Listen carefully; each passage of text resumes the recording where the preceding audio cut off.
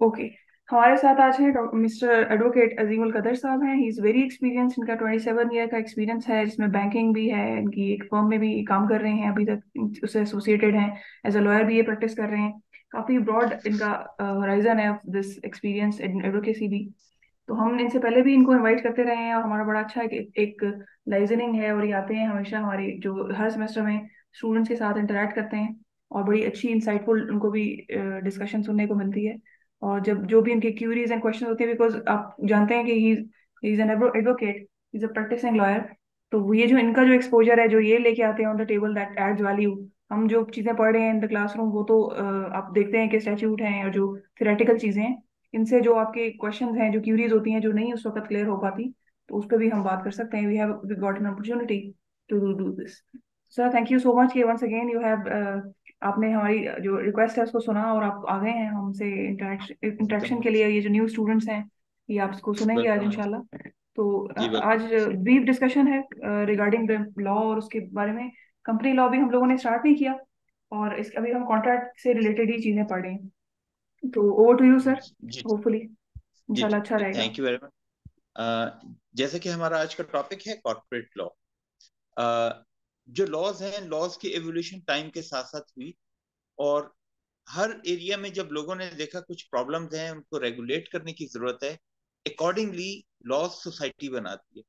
Society जो problems आ रहे होते हैं, उन प्रॉब्लम्स को कैटर करने के लिए हमेशा ये करते हैं, वो कहते हैं कुछ प्रिंसिपल्स, कुछ चीजें, कोई एथिक्स, मोरालिटी, कोई पनिशमेंट्स, कोई इस तरह की चीजें, कोई ऐसा स्ट्रक्चर डिफाइन किया जाए। तो इसी तरह जो लोगों के बीच में मॉनेटरी ट्रांजैक्शंस होती थी, और जो इकोनॉमिक एक्टिविटीज होती थी, उसको करने के लिए उन्होंने, क्योंकि उसमें प्रॉब्लम्स आते थे, उसमें लोगों के लेन देन में डिस्प्यूट्स जब आ जाते थे, तो उसके लिए उन्होंने कहा कि जी हमें इन चीजों को डिफाइन करना चाहिए कि अगर कोई शख्स है वो किसी के साथ डीलिंग कर रहा है, तो सबसे पहले तो ये कि वो उसको किसी तरह से ट्रांजैक्शन में जब आए तो दूसरी पार्टी का बाउंड किया जाए कि वो इन चीजों को फॉलो करेगा। इसी तरह जब ये चीजें हुई, तो एक लॉ है जो कि पार्टनरशिप एक्ट है। अ, वो लॉ है जब दो लोग आपस में डीलिंग करते हैं, तो उनके बीच में एक ट्रांजैक्शन जो है उसको सिक्योर किया जाता है कि कौन किस प्रोपोर्शन से आपस में इन्वेस्ट करेगा, क्या प्रॉफिट होगा, रिस्पॉन्सिबिलिटीज लायबिलिटीज क्या होंगी, बिजनेस का नेम क्या होगा, बिजनेस का एड्रेस क्या होगा। इस सब चीज को करने के लिए जैसे पार्टनरशिप किया गया, इसी तरह जो एंटिटीज हैं, एंटिटीज के आपस में रिलेशन, और एंटिटीज के जो मेंबर हैं, जैसे पार्टनरशिप जो डीड है उसमें जो लोग हैं उनको हम कहते हैं पार्टनर्स। इसी तरह कॉर्पोरेट लॉ में जो एंटिटीज बनती हैं उसमें जो है उनको हम कहते हैं शेयर होल्डर्स। फिर शेयर होल्डर्स में फर्दर कैटेगरीज हैं, डायरेक्टर है, सीईओ है, चेयरमैन है, फिर प्रेफर्ड शेयर्स हैं, फिर नॉर्मल शेयर्स हैं। वो जब हम कंपनी एक्ट में जाएंगे, तो कंपनी एक्ट में हम उसको बहुत डिटेल से पढ़ेंगे। तो सबसे पहली जो कॉर्पोरेट लॉ की जो रिक्वायरमेंट थी, वो तो ये थी कि जो मॉनेटरी ट्रांजैक्शंस और जो इकोनॉमिक ट्रांजैक्शंस हैं, उनको सिक्योर करने के लिए कोई लॉ बनाया जाए।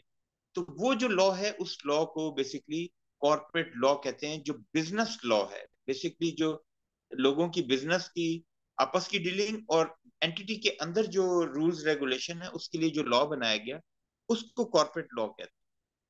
अब जो कॉर्पोरेट लॉ है, कॉर्पोरेट लॉ बेसिकली दो चीजें कर रहा होता है। एक तो एक एंटिटी को क्रिएट कर रहा होता है। जैसे जो पार्टनरशिप है, पार्टनरशिप एक फर्म को क्रिएट करती है, उसको हम कहते हैं कि पार्टनरशिप फर्म। लेकिन जो लीगल एंटिटी, जिसको हम आर्टिफिशियल पर्सन कहते हैं, जो कि एक एंटिटी अलग से अपनी आइडेंटिटी रखती है, और एक ह्यूमन की तरह वो तमाम वो राइट्स रख रही होती है, जिन राइट्स में प्रॉपर्टी को परचेज करना, प्रॉपर्टी को सेल करना, एम्प्लॉयज को हायर करना, दूसरे लोगों के साथ कॉन्ट्रैक्ट करना, किसी को सू करना, या इस एंटिटी को सू करना। ये जो सारी चीजें हैं, इन सारी चीजों को करने के लिए कॉर्पोरेट लॉ जो है वो बनाया है। अब कॉर्पोरेट लॉ में मैंने आपको बताया कि कॉर्पोरेट लॉ जो है वो सबसे पहले क्या काम करता है, वो किसी लीगल एंटिटी को क्रिएट करता है। हम इसको कहते हैं क्रिएशन ऑफ लीगल एंटिटी, या बर्थ ऑफ लीगल एंटिटी, या existence of a legal person. और ये जो लीगल पर्सन है ये एक आर्टिफिशियल पर्सन होता है। मतलब जैसे हम एक नेचुरल ह्यूमन बीइंग है, वो नेचुरल ह्यूमन बीइंग तो नहीं होता, लेकिन उसके पास राइट्स ह्यूमन बीइंग की तरह ही होते हैं। तो एक तो ये बड़ी इंपॉर्टेंट बात आ गई कि कॉर्पोरेट लॉ जो है ये बिजनेस लॉ भी है, मर्केंटाइल लॉ भी है। ये जो बिजनेस लॉ है ये एक आर्टिफिशियल पर्सन की क्रिएशन कर देता है।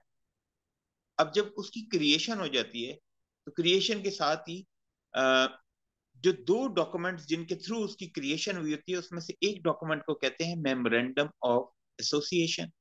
दूसरी जो डॉक्यूमेंट है, बड़ा कोर डॉक्यूमेंट, उसको कहते हैं आर्टिकल्स ऑफ एसोसिएशन। अब मेमोरेंडम ऑफ एसोसिएशन जो है वो क्या चीजें डिफाइन करता है, इनके थ्रू कॉर्पोरेट लॉ में एक एंटिटी जो है वो एग्जिस्ट करने जा रही है। तो वो जो मेमोरेंडम और मेमोरेंडम ऑफ एसोसिएशन है वो बताती है कि एंटिटी का नेम क्या होगा, उसके ऑब्जेक्टिव्स क्या होंगे, उसका एड्रेस क्या होगा, उसका पेड अप कैपिटल क्या होगा, उसके सब्सक्राइबर्स कौन होंगे। ये चीजें तो बताता है मेमोरेंडम ऑफ एसोसिएशन। इसी तरह आर्टिकल ऑफ एसोसिएशन क्या है, वो जो क्रिएशन में एंटिटी आ रही है उसके लिए वो बताता है कि इस एंटिटी के लॉज क्या होंगे, इसके रूल्स क्या होंगे, इनकी जो मेंबर्स हैं उनकी सिलेक्शन क्या होगी, वोटिंग कैसे होंगी, वोटिंग वोटिंग मेंबर कैसे होगा, अगर एंटिटी ने लोन लेना होगा तो क्या होगा, मीटिंग कब होगी, उनकी जो मीटिंग के लिए रेजोल्यूशंस जो वो किस तरह से होंगी, एक्स्ट्रा ऑर्डिनरी जनरल मीटिंग क्या होगी, फिर अगर बोरोइंग करनी है तो वो कैसे होगी। ये सारी चीजें क्या है, ये उसका जो स्ट्रक्चर है जो कि उसके लॉज जो हैं लॉज को वो कर रहे होते हैं। तो ये सारा आर्टिकल ऑफ एसोसिएशन से हो रहा होता है। अब जो कॉर्पोरेट लॉ है, कॉर्पोरेट लॉ में एक एंटिटी बन गई, उसके मेमोरेंडम ऑफ एसोसिएशन बन गया, उसका आर्टिकल ऑफ एसोसिएशन बन गए।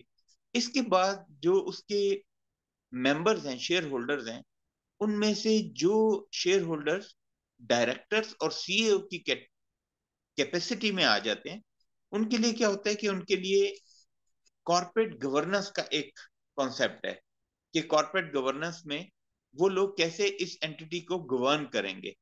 तो ये एक फर्दर और चीज आ जाती है। फिर उसके बाद ये कि जो कॉर्पोरेट लॉ है, देखिए उसने क्या किया, उसने एक एंटिटी की क्रिएशन और एग्जिस्टेंस की। फिर कॉर्पोरेट लॉ ने ये किया कि जो उसके आप कह लें ऑथराइज रिप्रेजेंटेटिव और जो डेजिग्नेशन होल्डर या जो उसमें जिनको सब शेयर होल्डर्स ने एक अथॉरिटी दी है, कोई स्पेसिफिक रोल दिया है, उनके ऊपर और जो सीईओ है उनके ऊपर कॉर्पोरेट गवर्नेंस का एक रूल आ जाता है। इसके बाद जो कॉर्पोरेट लॉ या बिजनेस लॉ वो क्या क्या डिफाइन करता है, वो बताता है कि किस तरह से आपस में कॉन्ट्रेक्चुअल राइट्स राइट डाउन किए जाएंगे, किस तरह से कॉन्ट्रैक्ट्स आपस में बनेंगे। और वो जो कॉन्ट्रैक्ट्स हैं वो एक और लॉ है कॉन्ट्रैक्ट एक्ट। कॉन्ट्रैक्ट एक्ट के तहत बिजनेस लॉ की जो चीजें हैं, जो ट्रांजेक्शन्स हैं, वो कॉन्ट्रैक्ट एक्ट के थ्रू एक कॉन्ट्रैक्ट बनता है और एंटिटीज आपस में डिफरेंट जो है वो आपस कह लें कि कॉन्ट्रैक्ट्स कर लेते हैं। इसके अलावा जो कॉन्ट्रेक्चुअल रिलेशनशिप्स हैं वो बिजनेस लॉ के अंडर भी आ रहे हो, मतलब उसके थ्रू भी रेगुलेट हो रहे हैं, लेकिन मेन जो कॉन्ट्रैक्ट है उसका मैंने आपको बताया कि एक अलग लॉ है।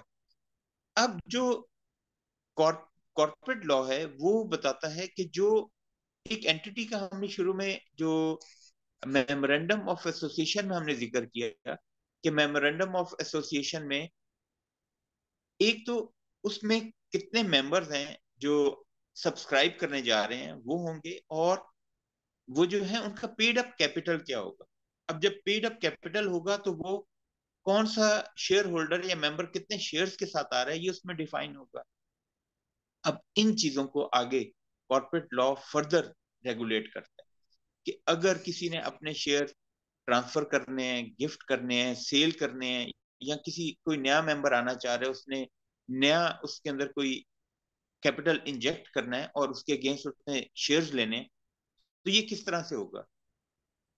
जो कॉर्पोरेट लॉ है, कॉर्पोरेट लॉ में जब हम कंपनीज एक्ट पढ़ेंगे उसके अंदर फर्दर फिर डिफाइन हुआ हुआ है कि एंटिटीज जो कॉर्पोरेट लॉ के अंडर हैं वो कौन कौन सी हैं। जैसे उसमें एक सिंगल मेंबर कंपनी है जिसमें एक ही डायरेक्टर होता है। फिर उसके बाद प्राइवेट लिमिटेड कंपनी है जिसमें मिनिमम 2 डायरेक्टर और मैक्सिमम 50 डायरेक्टर्स होते हैं। और एक उसमें लिमिटेड कंपनी है जो लिमिटेड पब्लिक लिमिटेड कंपनी है। वो पब्लिक लिमिटेड कंपनी जो है उसके अंदर फिर सब्सक्राइबर जो है उनकी लिमिट नहीं होती। और उसके अंदर वो एक तो ये कि पब्लिक लिमिटेड में बहुत ज्यादा लोग होते हैं। दूसरी बात उसमें ये होती है कि उसमें दो किस्म की पब्लिक जो लिमिटेड कंपनीज हैं वो होती हैं। एक होती हैं जो कि प्राइवेट पब्लिक लिमिट मतलब प्राइवेट तो नहीं, पब्लिक लिमिटेड कंपनीज वो जो कि स्टॉक एक्सचेंज के साथ लिस्टेड नहीं होती हैं। अब जो स्टॉक एक्सचेंज के साथ लिस्टेड होती हैं उनका क्या होता है, उनके जो शेयर्स हैं वो मार्केट में फ्लोट होते हैं। एक ऑर्गेनाइजेशन है security and exchange commission of Pakistan, वहां पे उनके अपने बाकायदा रूल्स रेगुलेशन और सब कुछ बना हुआ है जहां पे कि मेंबर्स होते हैं और एजेंट्स होते हैं। लोग उनके थ्रू जो लिस्टेड कंपनीज है उनके शेयर्स खरीदते हैं। अब वो शेयर्स की स्टॉक एक्सचेंज में डीलिंग, जो प्राइवेट लिमिटेड कंपनीज हैं प्राइवेट लिमिटेड कंपनीज के अंदर अ, आपस में इन हाउस शेयर की सेल परचेज, और जो लिमिटेड कंपनीज हैं उनमें स्टॉक एक्सचेंज के बगैर आपस में वो शेयर जो है उनकी डीलिंग करते हैं। ये सब चीजें कॉर्पोरेट लॉ का पार्ट है। अब कॉर्पोरेट लॉ जो है वो और किन चीजों को, एक तो हमने बड़ी इंपॉर्टेंट बात ये डिस्कस की कि कॉर्पोरेट लॉ जो है वो एक एंटिटी की क्रिएशन करता है। फिर उसके जो कॉर्पोरेट गवर्नेंस है उसके रूल्स डिफाइन करता है। फिर एंटिटी की जो दूसरी ऑर्गेनाइजेशन और एंटिटीज के साथ डीलिंग है उसके लिए वो आर्टिकल्स लॉज अपने डिफाइन करता है। अब शेयर होल्डर्स तक तो हमने पढ़ लिया कि एक कंपनी है उसमें शेयर होल्डर हैं, शेयर होल्डर्स अपने शेयर्स जो हैं वो सेल भी कर सकते हैं, कोई न्यू उसमें इंडक्शन भी हो सकता है। इसके लिए आपस में जो एक बोर्ड ऑफ डायरेक्टर्स बनता है। जैसे जो शेयर होल्डर्स हैं, शेयर होल्डर तो एक कंपनी में बहुत से हो सकते हैं, लेकिन जो शेयर होल्डर्स हैं इनके अलावा बोर्ड ऑफ डायरेक्टर्स जो हैं बेसिकली कंपनी का कोई भी डिसीजन करते हुए बोर्ड ऑफ डायरेक्टर्स जो हैं वो बोर्ड ऑफ डायरेक्टर्स उसको बोर्ड ऑफ डायरेक्टर्स जो हैं वो डिसाइड करते हैं कि जी इसमें क्या होना है। उसमें वोटिंग होती है, वोटिंग होने के बाद वो इस चीज को डिसाइड करते हैं। तो ये जो है इसको कहते हैं meeting, meeting of board of directors. ये जो इसके अंदर फिर जब वोटिंग होती है डिस्कस होता है उसके बाद एक चीज रिजॉल्व की जाती है, उसको कहते हैं resolution of board of directors. इसके बाद फिर जो चीज डिसाइड हो जाती है उसके मिनट्स बनते हैं, उसको नोट डाउन किया जाता है कि ये मिनट्स ऑफ द मीटिंग है, वो चीज कर लेते हैं। ये तो चीज हो रही है जो कि इंटरनली एक ऑर्गेनाइजेशन के अंदर हो रही है। एक चीज ये होती है कि कॉर्पोरेट लॉ में जो एंटिटी है वो एक एंटिटी दूसरी एंटिटी के साथ मर्ज होती है। वो क्या है कि आपस में जो इनके इंटरेस्ट हैं, अगर वो ये है कि जी हमने जो कैपिटल है वो इंक्रीज करना है, या हमने अपना बिजनेस इंक्रीज करना है, या हमने उसको उसकी टेरिटरी जो है उसको इंक्रीज करना है। जैसे कि एक एंटिटी जो है वो काम कर रही है अभी इस्लामाबाद में, वो कहती है कि जी अगर हम फलां कंपनी कराची में काम कर रही है, अगर हम उसके साथ मर्जर कर लें तो हम अपना जो बिजनेस है उसको एक्सपेंड भी कर सकते हैं, उसको हॉरिजन बढ़ा सकते हैं।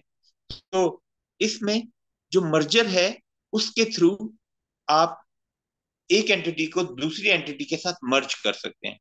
फिर इसमें एक और बड़ी इंपॉर्टेंट बात जो है वो है कि बाद दफा ऐसा होता है कि एक एंटिटी ये कहती है कि हम फला एंटिटी जो है उसके फला सोर्सेज या चैनल जो है वो हम उससे ले लेते हैं, या उस एंटिटी को हम ले लेते हैं। इसको कहते हैं एक्विजिशन ऑफ एंटिटी। ये भी सब, ये भी पार्ट है कॉर्पोरेट लॉ का। इसमें क्या होता है कि एक बड़ी एंटिटी वो एक छोटी एंटिटी को ओवरऑल एक्वायर कर लेती है, और एक्वायर करके अपने अंदर उसको आप कह लें कि जम कर लेती है।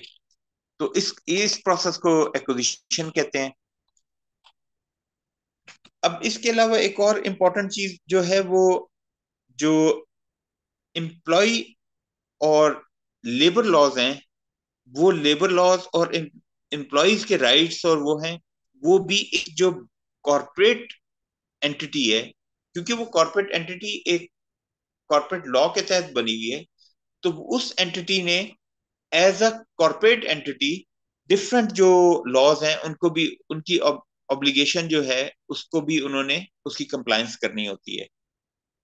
इसी तरह से ये जो एंटिटी बन गई कॉर्पोरेट लॉ के अंडर, इसने जो बाकी लीगल ऑब्लिगेशंस हैं उनको भी इन्होंने उनकी भी कंप्लायंस करनी होती है। तो जो कॉर्पोरेट लॉ है वो बेसिकली कर क्या रहा है कि वो एक हमें फ्रेमवर्क दे रहा है, एक हमें आप कह लें कि एक स्ट्रक्चर दे रहा है लॉ का, कि किस तरह से एक एंटिटी एग्जिस्टेंस में आने के बाद किस किस तरह से कौन कौन से फंक्शंस करेगी, जिसमें वो शेयर होल्डर्स के अभी हमने डिसाइड वो डिस्कस किया कि कॉर्पोरेट एंटिटी बनेगी, उसके जो डायरेक्टर हैं वो कॉर्पोरेट गवर्नेंस जो हैं वो करेंगे, जो शेयर होल्डर्स हैं उनके राइट्स को कैसे कॉर्पोरेट लॉ प्रोटेक्ट करेगा, और जो शेयर होल्डर्स हैं वो किस तरह से आपस में डीलिंग करेंगे अपने शेयर्स की, उसका कैपिटल स्ट्रक्चर क्या होगा। मतलब यह है कि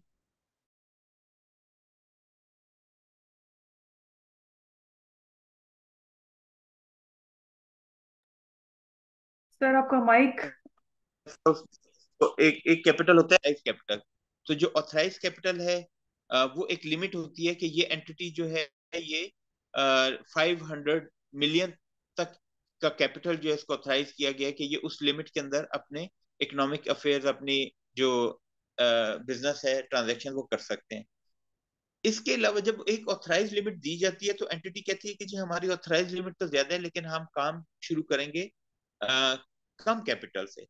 तो वो जो कम कैपिटल है उसको जब बिजनेस में इंजेक्ट किया जाता है तो उसको कहते हैं पेड अप कैपिटल। जैसे एक ऑथराइज कैपिटल एक लिमिट आपको असाइन होगी, उसके बाद आपने जो बिजनेस जिससे स्टार्ट किया उसको कहा गया कि ये पेड अप कैपिटल है। तो कैपिटल स्ट्रक्चर जो है वो कॉर्पोरेट लॉ ही बताता है कि कैपिटल स्ट्रक्चर क्या होगा। कैपिटल स्ट्रक्चर में एक तो ऑथराइज कैपिटल आ गया, फिर पेड अप कैपिटल आ गया, फिर उसके अंदर जो शेयर्स हैं शेयर्स की फर्दर क्लासिफिकेशन हो जाती है कि जो सब्सक्राइबर हैं ऑर्डिनरी वो, और जो प्रेफरेंस शेयर हैं, प्रेफरेंस शेयर वो होते हैं जिनको के प्रॉमिस किया जाता है कि आपको जो बिजनेस में आप इक्विटी इंजेक्ट करें उसके अगेंस्ट आपको हर सूरत में इतना प्रॉफिट या इतना इंटरेस्ट दिया जाएगा। तो ऐसे जो शेयर्स हैं उनको प्रेफर्ड शेयर्स कहा जाता है। फिर जो एक कॉर्पोरेट लॉ ही ये कहता है कि एक एंटिटी जो क्रिएशन में आई है वो अपने बुक्स, अपने अकाउंट्स, अपने फाइनेंशियल रिपोर्टिंग करेगी। ये जो चीज है ये भी फिर उस लॉ के तहत ही हो रहा है कि एक एंटिटी क्रिएट होने के बाद ऐसा नहीं कि अपने फाइनेंशियल अकाउंट्स, अपनी फाइनेंशियल रिपोर्टिंग और अपना ऑडिट नहीं कराएगी। तो ये सारी चीजें भी कॉर्पोरेट लॉ जो है उस स्ट्रक्चर को भी देख रहा होता है। अब इसमें एक और इम्पोर्टेंट चीज ये है कि ये जो जितनी हमने डिस्कस किया कि जो कंप्लायंस हैं, जो इंटरनल और जो एक्सटर्नल ऑर्गेनाइजेशन और उनके साथ है वो कंप्लायंस भी कॉर्पोरेट लॉ ही मतलब उसकी कंप्लायंस इंश्योर करता है। फिर इसके अलावा एक जो रेगुलेटरी अथॉरिटीज हैं, वो रेगुलेटरी अथॉरिटीज में पाकिस्तान में कॉर्पोरेट लॉ की रेगुलेटरी अथॉरिटी जो है वो एसईसीपी है। और जैसे फाइनेंशियल इंस्टीट्यूशन हैं जिसमें बैंक्स हैं, इंश्योरेंस कंपनीज हैं, उसमें ये जो नॉन बैंकिंग फाइनेंशियल कॉरपोरेशन हैं और जो मनी एक्सचेंज कंपनीज हैं, इन सबको दो एंटिटीज रेगुलेट कर रही होती हैं, एक स्टेट बैंक और एक एसईसीपी। तो बेसिकली कॉर्पोरेट लॉ के ही चीजों की कंप्लायंस कराई जा रही होती है, लेकिन स्टेट बैंक इन एंटिटीज की कंप्लायंस अपने तौर पे करवा रहा होता है, और एसईसीपी जो कॉर्पोरेट लॉ के हवाले से जो उस एंटिटी की क्रिएशन, डीलिंग और इन चीजों की वो कंप्लायंस कर रहा होता है। फिर जो ये एंटिटी है जो कि एक कॉर्पोरेट एंटिटी है, ये फॉरेन इन्वेस्टमेंट भी कर सकते हैं और फॉरेन इन्वेस्टमेंट ला भी सकते हैं। तो वो जो चीजें हैं वो भी फिर कॉर्पोरेट लॉ के तहत ही डील हो रही होती हैं। इसके अलावा फिर और इसमें इंपॉर्टेंट चीजें हैं कि जो इंटेलेक्चुअल प्रॉपर्टी राइट्स हैं, वो इंटेलेक्चुअल प्रॉपर्टी राइट्स भी जो कॉर्पोरेट एंटिटीज हैं वो इंश्योर करती हैं कि जो एक कॉर्पोरेट एंटिटी का नाम रख लिया गया है वो नाम कोई और ना रखे। इसी तरह से जो कुछ नाम कॉर्पोरेट लॉ ये कहता है वो अलाउ नहीं है, वो नाम विदाउट परमिशन नहीं रखे जा सकते। फिर कॉर्पोरेट लॉ जो है बेसिकली एक ग्लोबल सब्जेक्ट है, तो ग्लोबली जो ग्लोबल बिजनेस है उसमें भी कॉर्पोरेट लॉ जो है वो ही आपको अ, बताता है कि किस तरह से कौन से लॉज अगर आप ग्लोबल बिजनेस या उसमें जा रहे हैं तो करेंगे। इसके अलावा ये है कि सोशल रिस्पॉन्सिबिलिटीज भी कॉर्पोरेट लॉ जो है उसमें जो कॉर्पोरेट एंटिटीज है उनकी सोशल रिस्पॉन्सिबिलिटीज भी डिफाइन करता है। जो कंपनी के एसेट्स हैं, एसेट्स और लाइबिलिटीज जो हैं, एसेट्स और लाइबिलिटीज, एक तो जो फाइनेंशियल अकाउंटिंग है उसके अंदर जो फाइनेंशियल रेगुलेशंस हैं वो बताती हैं कि एक एंटिटी जब बन जाती है तो वो किस तरह से अपने फाइनेंशियल रिपोर्टिंग करेगी, उसमें कौन कौन सी स्टेटमेंट बनाएंगे बताएंगे। दूसरा जो कॉर्पोरेट लॉ है वो भी कहता है, वो कहता है कि जब एक एंटिटी बन गई है तो वो अपनी चीजों का रिकॉर्ड रखेगी कि उसके शेयर होल्डर्स कौन है, किसके कितने शेयर्स हैं, उनका कैपिटल क्या है, उनकी लाइबिलिटीज क्या हैं, उनके रिसीवेबल क्या हैं। ये रिपोर्टिंग जब एक कंपनी करती है तो इस ये रिपोर्टिंग तीन जगह पे जा रही होती है। एक कंपनी के अपने इंटरनल शेयर होल्डर्स के पास, एक एसईसीपी के पास, और एक टैक्स अथॉरिटीज के पास, कि हमारी जो एंटिटी थी जो उसने फाइनेंशियली पूरे साल में ये प्रोग्रेस की, और वो जो पूरे साल की उनकी प्रोग्रेस और फाइनेंशियल रिपोर्टिंग है। एक तो जो उसके शेयर होल्डर्स हैं उनको चाहिए कि जी कंपनी ने क्या बिजनेस किया, क्या प्रॉफिट किया, और उनका शेयर और प्रॉफिटेबिलिटी में उनका डिविडेंड वगैरह क्या होगा। दूसरा एसईसीपी कहता है कि आप अपने जो ऑडिटेड अकाउंट्स है फाइनेंशियल वो एनुअली मुझे सबमिट करें, ताकि मुझे पता चल जाए कि जो आपको लॉ के मुताबिक जो चीजें कही गई हैं आप उन चीजों की कंप्लायंस कर रहे हैं। और तीसरा टैक्स डिपार्टमेंट जो है वो उनको दी जाती है कि वो टैक्स डिपार्टमेंट जो है वो ये देखे कि जी इन्होंने जो प्रॉफिट किया उसके ऊपर टैक्स कितना बनता था और कितना टैक्स दिया या कितना टैक्स इन्होंने और देना है। तो ओवरऑल जो एक कॉर्पोरेट लॉ है वो ये जितनी चीजें मैंने आपको बताई इन सारी चीजों को कॉर्पोरेट लॉ रेगुलेट कर रहा होता है, इनकी कंप्लायंस इंश्योर कर रहा होता है। अगर कहीं पे कोई राइट इन्फ्रिंज हो जाता है तो कॉर्पोरेट लॉ जो है वो उस राइट के लिए जो कोर्ट ऑफ लॉ है वो देखती है कि जी एज पर लॉ किसका क्या राइट बनता और किस पार्टी ने राइट इन्फ्रिंज किया और उसकी रेमेडी किया है। तो ये पूरा स्ट्रक्चर है कॉर्पोरेट लॉ का। और कॉर्पोरेट लॉ जो है उसके तहत हमने ये डिफरेंट चीजें, डिफरेंट एरियाज और रिलेशंस और लाइबिलिटीज, जो रिस्पॉन्सिबिलिटीज हैं, राइट्स हैं, ये सारे हमने डिस्कस किए। तो बेसिकली ये है कॉर्पोरेट लॉ। तो अब इसके ऊपर जो फर्दर फिर इन डेप्थ हम चले जाते हैं वो चले जाते हैं कंपनीज एक्ट 2017। पाकिस्तान में पहले जो है ये कंपनीज ऑर्डिनेंस 1984 था, जो कि एक ऑर्डिनेंस के तहत पाकिस्तान में जो कॉर्पोरेट लॉ है उस। हेलो। जी sir, we can hear you, आपकी आवाज ठीक आ रही है। अच्छा ठीक है। तो बेसिकली जो एक पहले 1984 में एक ऑर्डिनेंस बना था वो था कंपनीज ऑर्डिनेंस 1984। उस ऑर्डिनेंस के तहत पहले यही कॉर्पोरेट लॉ की सारी गवर्नेंस और सब कुछ हो रहा था। लेकिन फिर 2017 में एक नया कंपनीज एक्ट 2017 बना। उसके तहत भी बेसिकली थोड़ी सी इम्प्रूवमेंट की गई उस ऑर्डिनेंस में, और कॉर्पोरेट लॉ उसकी कंप्लायंस और वो सारी चीजें जो हैं वो उसी तरह से चल रही हैं। तो ये पूरा अभी जो कॉर्पोरेट लॉ का हमारा टॉपिक था वो ये टॉपिक है।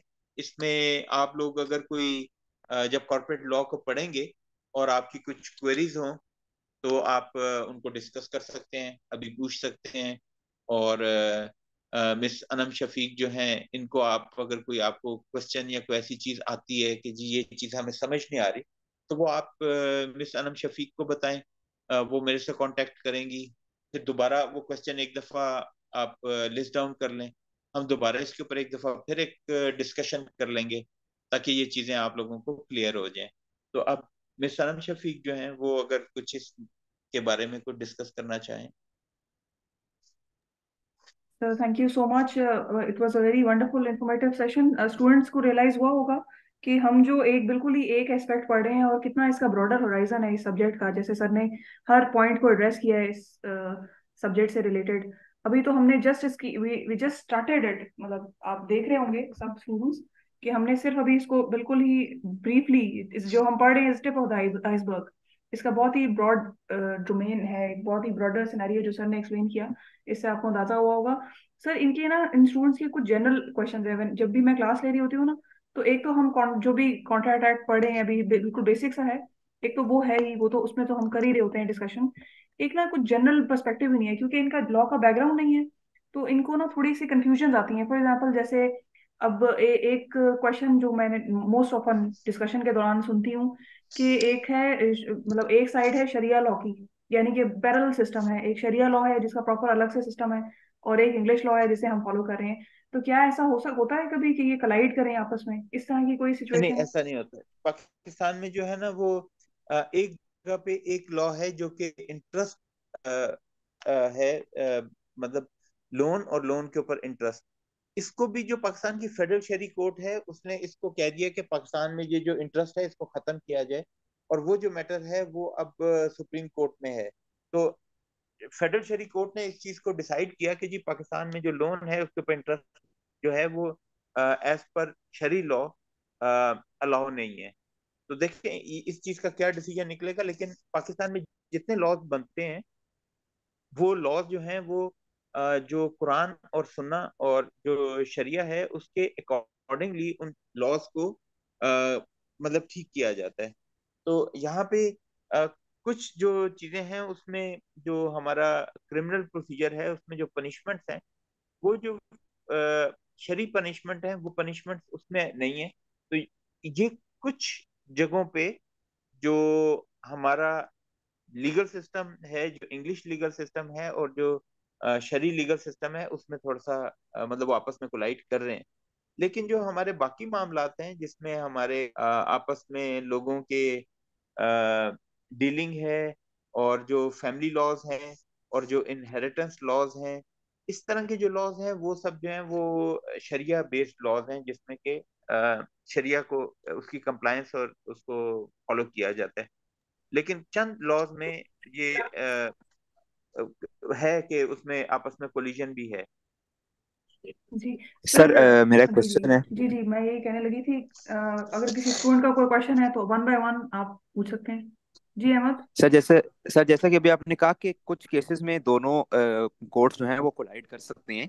तो अगर दो पार्टीज हैं और एक के हाथ में सिविल कोर्ट का फैसला है उसके हक में और दूसरी पार्टी के हाथ में शरिया कोर्ट का फैसला है जो कि उसके हक में है, तो दोनों फैसलों में से रियल लाइफ में इम्प्लीमेंट कौन सा होगा?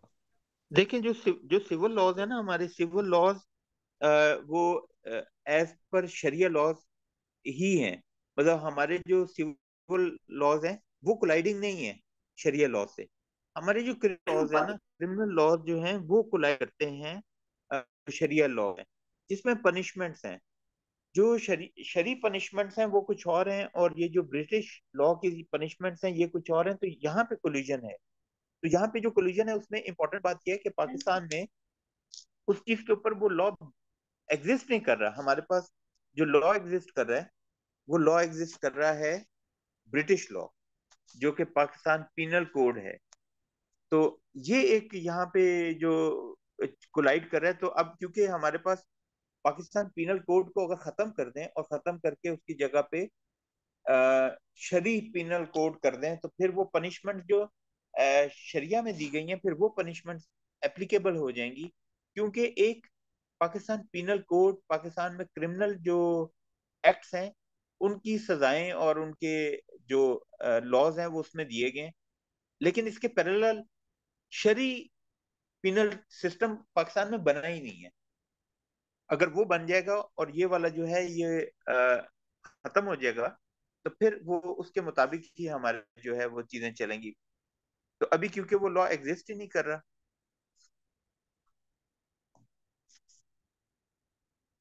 हेलो। यानी कि इसका मतलब सर ये कि हम ये सारी जो बातें सुनते हैं, ये जो जितनी भी सजाएं, ये जो मेंशन है, जो हमारे स्क्रिप्चर से मिलती हैं, ये तो हैं मौजूद, लेकिन ये अभी लॉ की फॉर्म में मौजूद नहीं है। ये लॉ की फॉर्म में नहीं है। देखें, अगर एक लॉ बन जाएगा और उसका नाम कर देंगे कि शरिया पिनल कोड, तो जब शरिया पिनल कोड बनेगा तो फिर जो उसमें सजाएं दी गई हैं वो अप्लाई होंगी। अच्छा सर, एक चीज और है कि जैसे अब ये ब्रिटिश लॉ है, तो हम इससे निकल क्यों नहीं सके अभी तक? मतलब अभी तक हम यही फॉलो कर रहे हैं, जैसे कॉन्ट्रैक्ट एक्ट हम पढ़ रहे हैं। देखिए, इसमें ना बड़ी इंपॉर्टेंट बात यह है कि जब से पाकिस्तान बना ना, पाकिस्तान बनने के बाद सबसे इंपॉर्टेंट बात तो ये थी कि पाकिस्तान अपने न्यू लॉज सारे बनाता। अब इन्होंने अपने लॉज बनाए नहीं। पाकिस्तान बनने के बाद इन्होंने क्या किया है, इन्होंने वो लॉज जो ब्रिटिश लॉज थे उनको अडॉप्ट कर लिया। इसी तरह से जो बाकी स्ट्रक्चर था वो सारा इन्होंने अडॉप्ट कर लिया। जो एडमिनिस्ट्रेटिव स्ट्रक्चर था वो इन्होंने अडॉप्ट कर लिया। जो लैंड रेवेन्यू का स्ट्रक्चर था वो इन्होंने अडॉप्ट कर लिया। लैंड रेवेन्यू लॉज इन्होंने अडॉप्ट कर लिए। जो टैक्सेशन लॉज थे वो अडॉप्ट कर लिए। फिर उसमें थोड़ी थोड़ी चेंजेस करते गए। तो सबसे इंपॉर्टेंट बात ये थी कि पाकिस्तान बनने के बाद फौरन इनको चाहिए था कि ये कुछ बेसिक लॉज अपने बनाते और वो जो ब्रिटिश लॉज हैं उनको फॉलो ना करते। अब क्योंकि उस पूरे स्ट्रक्चर को फॉलो किया हुआ है, तो अब वो जो अंग्रेज का सिस्टम है पूरा वही सिस्टम चल रहा है। जैसे कि यहाँ पे पुलिस सिस्टम वही है, जो आर्मी एक्ट है, आर्मी का सिस्टम वही है जो ब्रिटिशर्स ने बनाया था। और बेसिकली जो ब्रिटिशर्स ने बनाया था वो तो इन लोगों को इनके ऊपर हुक्मरानी करने के लिए और इनको कंट्रोल करने के लिए बनाया था। वो जो चीज ब्रिटिशर्स बना के गए वो आज तक चल रही है। जिसकी वजह से यहाँ पे क्या है कि जो आर्मी एक्ट है वो वही चल रहा है, जो पुलिस एक्ट और रूल्स हैं वो वही चल रहे हैं। जो जो आप कह लें कि आपकी डिस्ट्रिक्ट एडमिनिस्ट्रेशन है, डिस्ट्रिक्ट एडमिनिस्ट्रेशन के लिए उन्होंने एक कमिश्नर, एक डिप्टी कमिश्नर और ये सारा स्ट्रक्चर बनाया था। इसके ऊपर उन्होंने वो अपने लॉर्ड्स जो हैं वो और वो बैठाए थे। तो वो क्या था कि लोगों को अगर वो हमारी बात ना माने तो उनको पनिश किया जाए। तो वो स्ट्रक्चर जो है वो स्ट्रक्चर उनके जाने के बाद से आज तक उसी तरह चल रहा है। उस स्ट्रक्चर में कोई चेंज नहीं आई है। तो सही। ये एक बड़ी इंपॉर्टेंट चीज है कि पाकिस्तान बनने के बाद पाकिस्तान ने उन लॉज, उन चीजों को अडॉप्ट किया और फॉलो किया, जिसकी वजह से आज आप देख लें कि वो जो जिसको हम कहते हैं ना कि जो आगाशाही है वो तो ब्यूरोक्रेट्स की है और वो आर्मी की है और वो पुलिस की है। क्यों? क्योंकि जी। ये वो स्ट्रक्चर है जिन्होंने अवाम को सर्व नहीं करना, इन्होंने अवाम को रूल करना है। और ये स्ट्रक्चर वो था जो ब्रिटिशर्स ने यहाँ पे अपनी हुक्मरानी को कायम रखने के लिए बनाया हुआ था कि अगर कोई लोग जो है वो इस तरह करें तो सेक्शन 144 लगा दो कि वो लोग बाहर इकट्ठे ना हो सकें। और अगर लोग एहतजाज करते हैं तो उनको पनिश करो, ये करो वो करो। तो ये पूरा स्ट्रक्चर